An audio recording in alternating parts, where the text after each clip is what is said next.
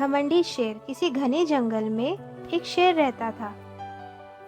उस जंगल के सभी जानवरों का राजा था, इसलिए जंगल के सभी जीव जंतु उससे डरते थे और उसका हुक्म मानते थे। इसका नतीजा यह हुआ कि उस शेर को बेहद घमंड हो गया। वह खूब मनमानी करने लगा और सब जानवरों को बहुत सताने लगा।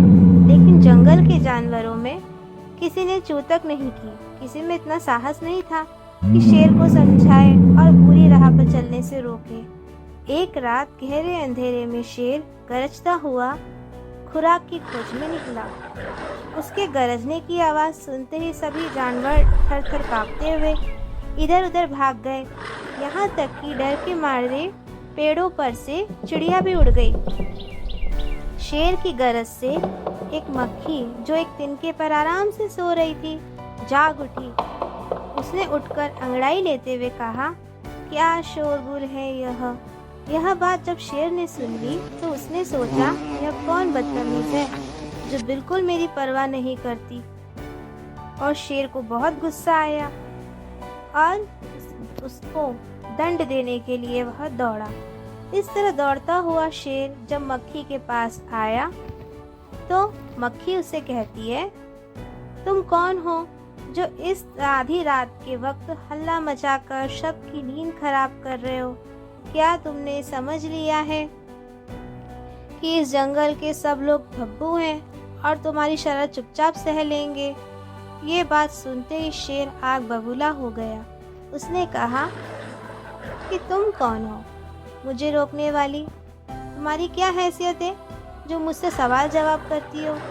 क्या तुझे मालूम नहीं कि जंगल का राजा शिकार खेलने के लिए निकला है? क्या तुम्हें मालूम नहीं कि तुम किससे बात कर रही हो? तब मक्खी ने जवाब दिया, अगर तुम राजा हो तो चुपचाप अपने महल में जाकर बैठो। आधी रात के समय शोरगुल मचाने से कोई चुप नहीं रहता। हर एक को अपनी हैसियत जान लेनी चाहिए, चाहे राजा हो या रंक। तब शेर ने गरज कर कहा, क्या तुम मुझे उपदेश देने चली हो? तुमने राजा को क्या समझ रखा है? राजा मनमानी कर सकता है और उसे कोई नहीं रोक सकता। तब मक्खी ने हंसते हुए कहा, तुमसे किसने कह दिया कि तुम राजा हो? क्या तुम समझते हो कि सब लोग तुम्हारी दाढ़ी मूछ देखकर डर गए, इसीलिए तुम राजा हो गए क्या? मैं तुमसे बिल्कुल नहीं डरती।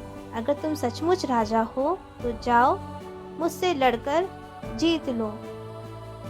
उसने शेर को ललकारा। तब शेर ने गुस्से में आकर जोर से दहाड़ लगाई। जिस तिनके पर मक्खी बैठी हुई थी वह भी कांप उठी, लेकिन मक्खी बिल्कुल नहीं डरी। उसने कहा, जंगल के राजा, आओ मुझसे लड़ो।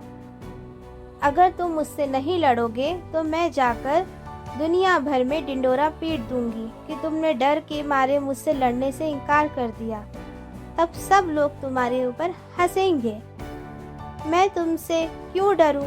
तुम जैसे हजारों मक्खियों को मैं अपने पंजे की एक ही चोट में चटनी बना सकता हूँ। यह कहते हुए शेर पंजा उठाकर मक्खी पर झपटा।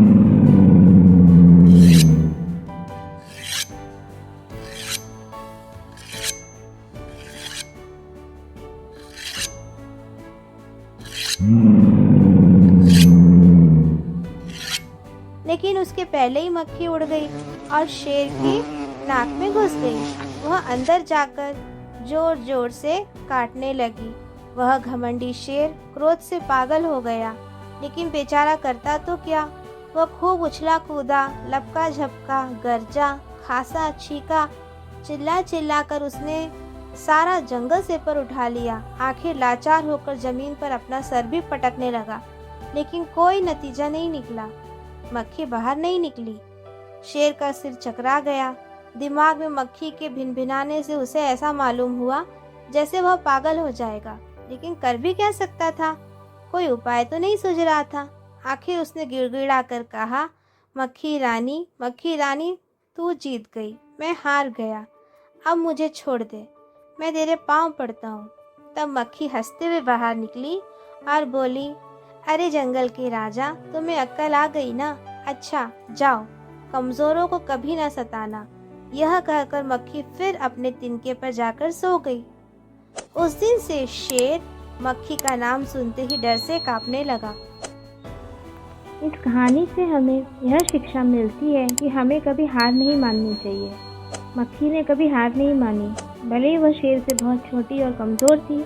उसने कोशिश करना जारी रखा और आखिरकार उसे हरा दिया।